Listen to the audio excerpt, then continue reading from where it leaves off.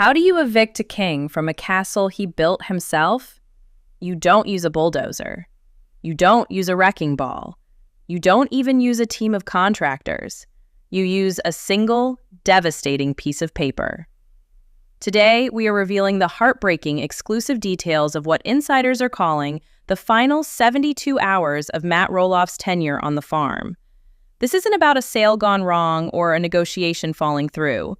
This is about a sheriff's escort, a ticking clock, and a man watching his entire legacy dissolve through the rear window of a black SUV.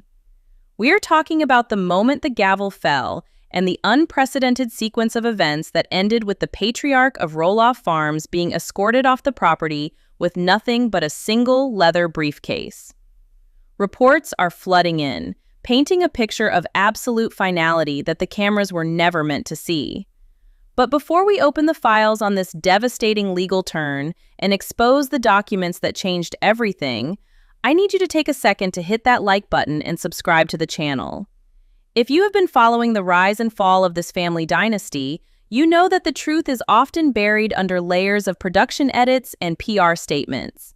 We are digging up the reality they don't want you to see.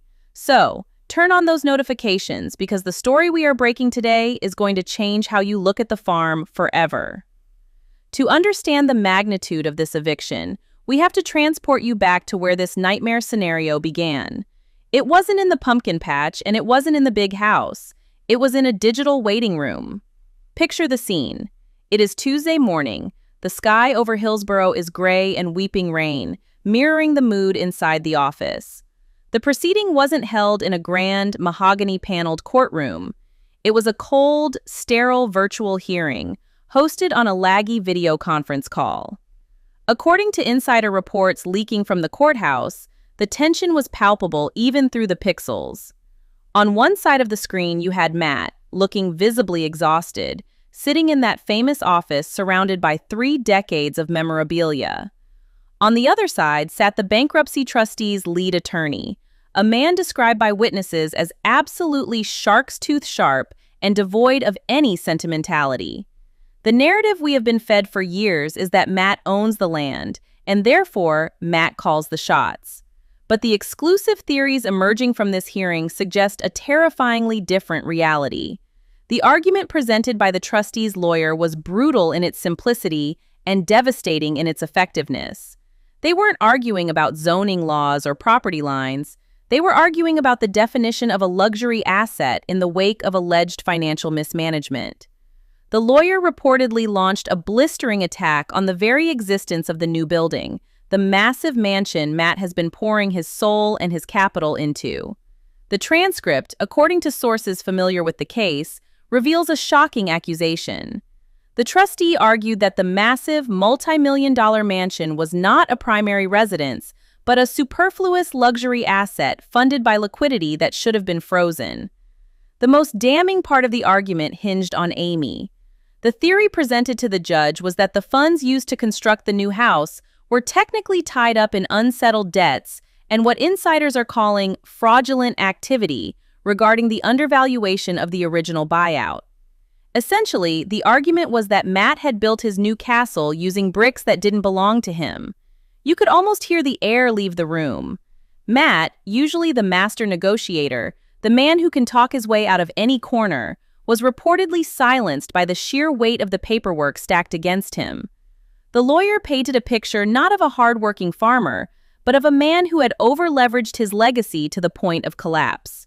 They claimed that as long as Amy remained unpaid on specific clauses of their agreement, clauses that we are only just now hearing whispers about, Matt had no legal right to occupy a luxury asset on the property. It was a systematic dismantling of Matt's character. Every improvement, every custom feature, every dollar spent on the new build was categorized as a misappropriation of funds while the estate was under review. The judge, a figure known for zero tolerance regarding asset hiding, listened intently. There was no sympathy for the reality TV fame. There was no acknowledgement of the cultural significance of the farm. To the court, this was simply a math problem, and Matt Roloff was on the wrong side of the equation. The defense tried to rally. They spoke about Matt's health, his tenure, and his need for specific accommodations that the farm provided. But the trustees' rebuttal was cold as ice. They argued that accommodation does not equal ownership of a $5 million estate. They stated that justice for the creditors, and by extension, justice for the unsettled accounts with the family, required the immediate liquidation and seizing of the asset's occupancy rights. This wasn't just a motion to sell the land. This was a motion to remove the occupant to ensure the asset remained pristine for a court-ordered auction. As the hearing dragged on, the color reportedly drained from Matt's face. He wasn't fighting for a plot of dirt anymore. He was fighting for his dignity. The realization began to dawn on him, and on everyone watching that private feed, that the walls were closing in. This wasn't a warning. This wasn't a fine. This was the end of the road. The arguments concluded, the lawyers muted their microphones, and the judge looked down at the notes. The silence that followed lasted for what felt like an eternity, a heavy, suffocating silence that signaled the end of an era. And then, the judge muted. The judge didn't stutter. There was no preamble, no soft landing, and absolutely no room for negotiation. The ruling came down like a hammer blow that shattered the screen. According to the leaked summaries of the proceeding, the judge declared that due to the commingling of frozen assets and the unresolved fraudulent valuation claims, Matt Roloff's residency on the property was effectively null and void. The order wasn't to pay a fine. It wasn't to attend another hearing. The order was to vacate. And then came the number that is haunting every forum and comment section on the internet today: 72.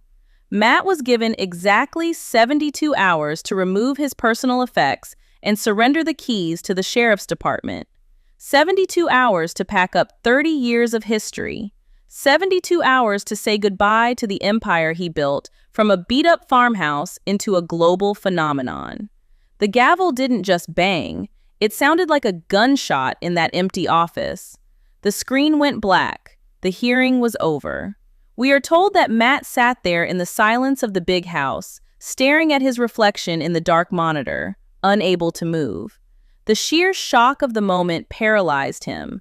This is a man who has battled city councils, fought zoning commissions, and negotiated million-dollar TV contracts. But he couldn't negotiate with this. This was a federal order. The reality of the situation reportedly didn't sink in until he tried to make a phone call to his legal team and was told, flat out, that there was nothing more they could do. The appeal process would take months, but the eviction order was immediate. The clock started ticking the second that Zoom call ended. But the true humiliation, the moment that turned this legal tragedy into a public spectacle, happened the next morning. It is a scene that insiders describe as the darkest moment in the history of Roloff Farms. It was a misty Wednesday morning. The farm was quiet, the attractions were closed, and the gates were locked. But then, rolling slowly up that long, winding gravel driveway, came a vehicle that no one wanted to see. It wasn't a fan, and it wasn't a producer. It was a Washington County Sheriff's Patrol unit, its lights flashing silently against the gray sky. Matt was reportedly watching from the window of the new building, that massive custom window he had installed to look out over his kingdom. He watched as the deputy parked the cruiser right in front of the house. He didn't get out to greet him. He couldn't. He was frozen in disbelief. Witnesses say the deputy walked up the custom stone steps, carrying a roll of bright neon orange tape and a single sheet of laminated paper. This wasn't a fan letter. This was a writ of possession. The sound of the tape being ripped off the roll must have been deafening in the morning quiet. The deputy didn't knock. He didn't ask for an autograph. He simply taped the bright orange eviction notice directly onto the center of Matt's custom mahogany front door. The visual contrast was jarring. The high-end, luxury finish of the house defaced by the harsh, neon bureaucracy of the state. It was a mark of shame, visible to anyone who drove up.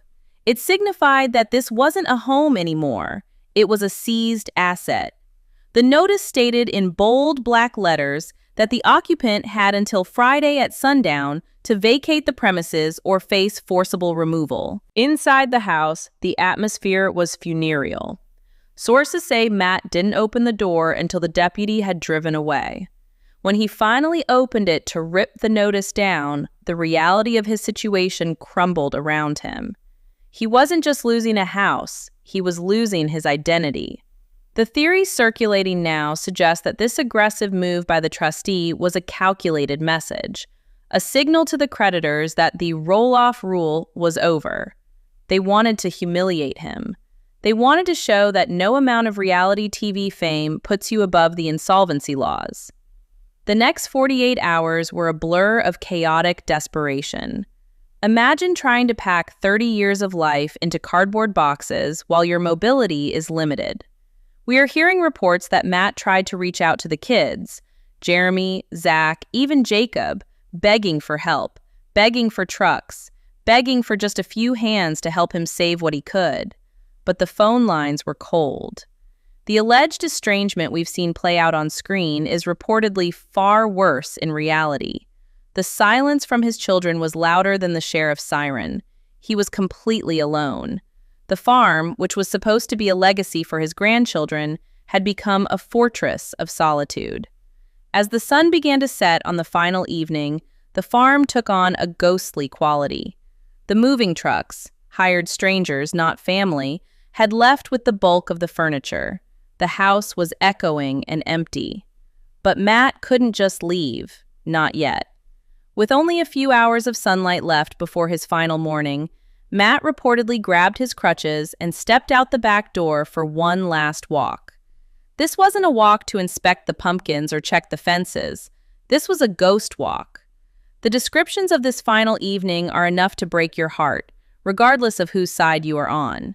The sky was a bruised purple, casting long, distorted shadows across the fields. Matt moved slowly, the rhythmic click-clack of his crutches on the pavement serving as a metronome for the end of an era. He made his way toward the western town. Once, this place was filled with the screams of happy children, the smell of popcorn, and the energy of thousands of fans. Now, it stood silent and rotting. He reportedly stopped at the saloon, running his hand along the rough, weather-beaten wood. The paint was peeling, revealing the gray decay underneath. It was a metaphor for the entire situation, a bright, happy facade that had slowly eroded away to reveal the broken structure beneath.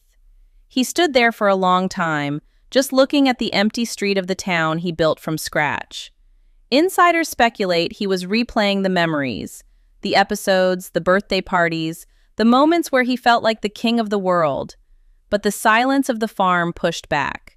There were no cameras rolling to capture this moment. There was no producer telling him to say a line again. It was just an old man, standing in the ruins of his own ambition.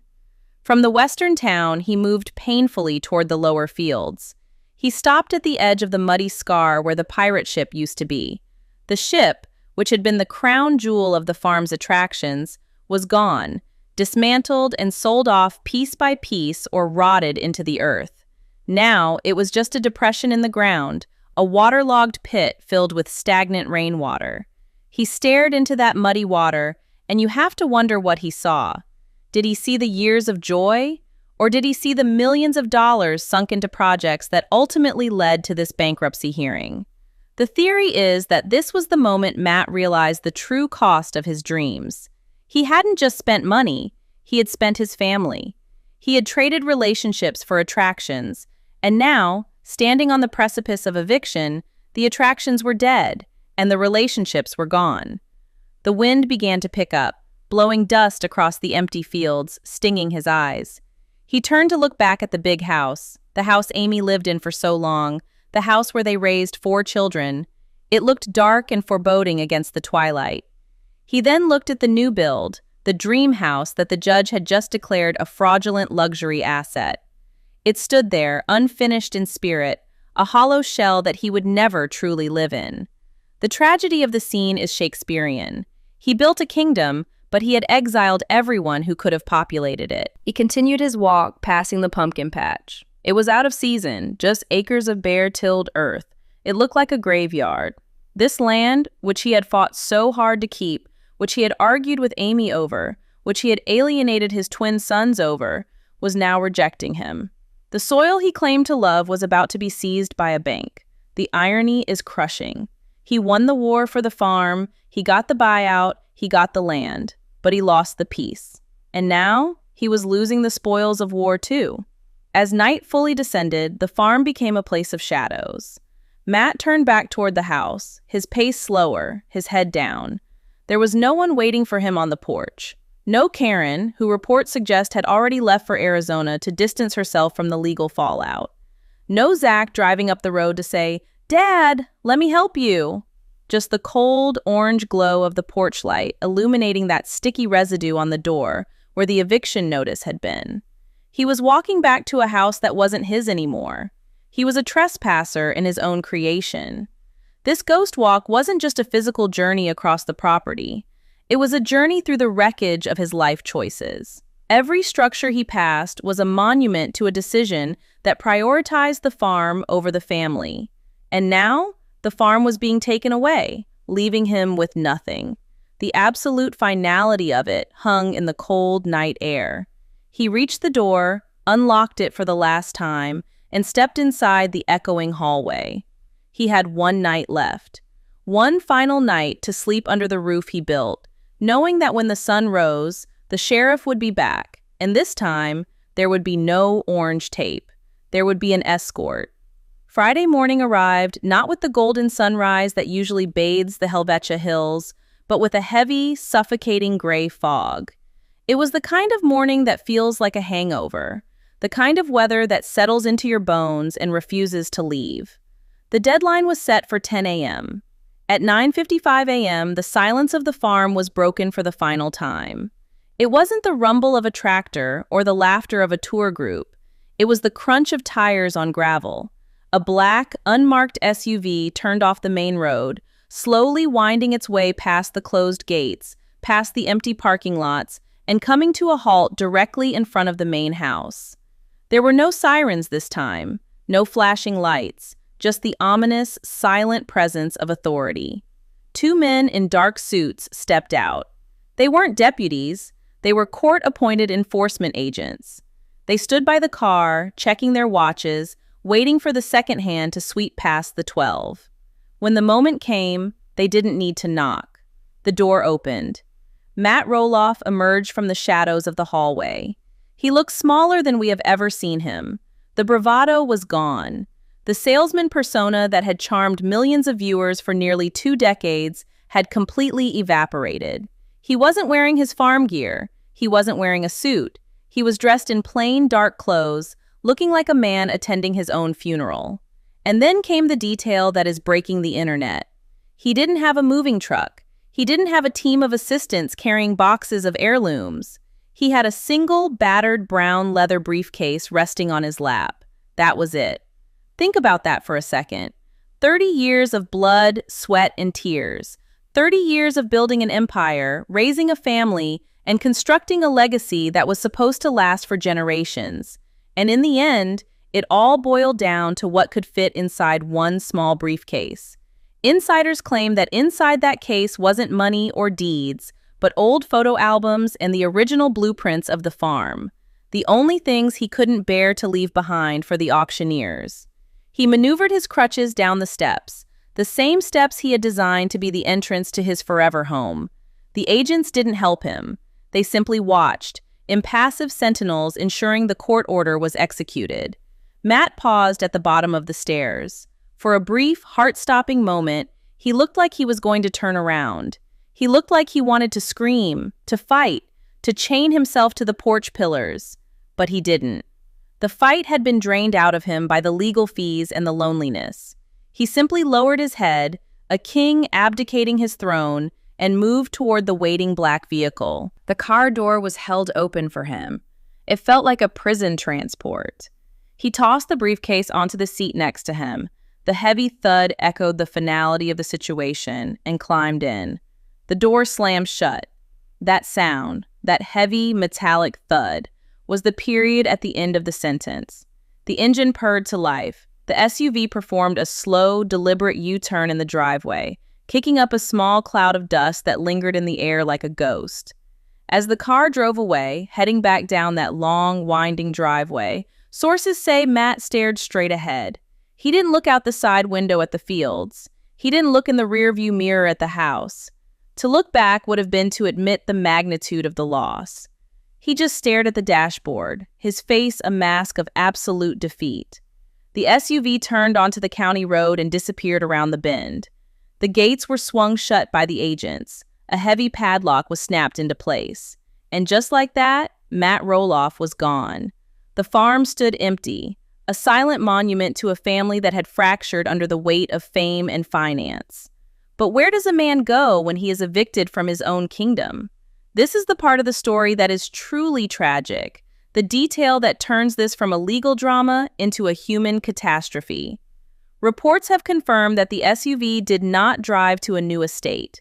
It didn't drive to Karen's house in Arizona. It didn't drive to Jeremy or Zach's properties.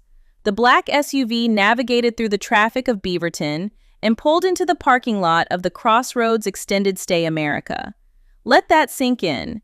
The man who owned over 100 acres of prime Oregon real estate, the man who built a castle, a pirate ship, and a western town, was dropped off at a roadside hotel where rooms go for $89 a night. Witnesses describe seeing Matt checking in at the front desk, his single briefcase by his side, looking completely out of place under the buzzing fluorescent lights of the lobby. There were no fans asking for selfies. There was just a tired clerk asking for a credit card for the incidental deposit. He is reportedly staying in a second-floor suite overlooking the highway. Instead of waking up to the view of his pumpkin patch and the rolling hills, he is waking up to the sound of semi-trucks braking on the interstate and the view of a concrete parking lot. Inside the room, the contrast is stark.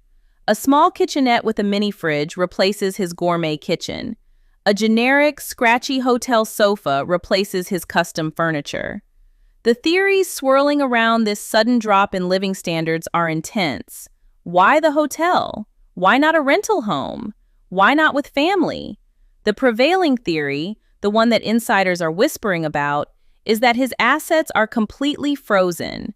The bankruptcy trustee has reportedly put a stranglehold on every account, leaving him with a verified daily stipend that barely covers the hotel and meals. He is technically a millionaire on paper, but in reality he is living paycheck to paycheck, blocked from his own wealth until the investigation into the alleged fraudulent transfers is complete. It is a financial purgatory. He is a prisoner of his own complicated estate planning, and the isolation is absolute. In the days since he checked in, there have been no reports of visitors. Karen is allegedly still in Arizona, distancing herself from the fallout, perhaps trying to save her own assets from being dragged into the inquiry. The children have remained silent on social media, posting photos of their own lives, completely ignoring the fact that their father is living out of a suitcase in a budget hotel. It's a silence that speaks volumes. It suggests that the bridges weren't just burned, they were nuked. The eviction wasn't just about a house. It was the physical manifestation of his emotional eviction from the family years ago. As we look at the wreckage of this situation, we have to ask ourselves the hard questions. We have to look past the reality TV editing and see the grim reality. Did the judge go too far? Is seizing a man's home and forcing him into a hotel room a step too far for a bankruptcy proceeding? Or, and this is the controversial take that is lighting up the forums, is this the ultimate poetic justice for Amy? For years, fans watched Amy be pushed out, marginalized, and eventually convinced to sell her share of the farm for what many claimed was less than it was worth. They watched her leave the big house while Matt stayed behind to build his dream mansion. Now, the tables haven't just turned, they have flipped over completely. Amy is happily married, living in her own home, secure and surrounded by family. Matt is alone, in a hotel, with nothing. Is this the universe balancing the scales? Is this karma coming to collect the debt that no lawyer could negotiate away? Some are calling it a tragedy of Shakespearean proportions, a man who grasped so tightly for total control that he crushed the very things he was trying to hold on to. He wanted the farm all to himself, and now he has neither the farm nor the family to share it with. The story of Matt Roloff's final 72 hours is a cautionary tale about greed, ego, and the fragility of legacy. It reminds us that you can build the biggest castle in the world, but if the foundation is built on broken relationships and shaky finances, it will eventually crumble. The image of that bright orange eviction notice on the mahogany door will be burned into our memories forever. It is the symbol of the end. The farm will likely be auctioned off in pieces, the land to developers, the equipment to other farmers, the memorabilia to collectors. The physical place we knew as Roloff Farms is effectively dead. But the human story continues in that small hotel room in Beaverton. Matt Roloff, the visionary, the builder, the reality star, is now just a man sitting by a window, watching the traffic go by, wondering where it all went wrong. I want to hear from you. I need to know where you stand on this. Do you feel sympathy for Matt, watching a sick elderly man lose his home in such a humiliating way? Or do you think he brought this on himself through years of manipulation and greed? Is this justice for Amy, or is it a tragedy for everyone involved? And what do you think was in that briefcase? Was it really just photos? Or do you think he managed to smuggle out some hidden assets before the trustee locked the doors? Leave your theories, your thoughts, and your reactions in the comments down below. This story is far from over, and we will be tracking every development of the bankruptcy auction and Matt's living situation. We are your only source for the unfiltered truth behind the reality show curtain. If you haven't already, make sure you smash that like button, subscribe, and hit the bell icon so you don't miss the next update. We have a feeling the next chapter of this saga is going to be even more explosive. Until then, thanks for watching.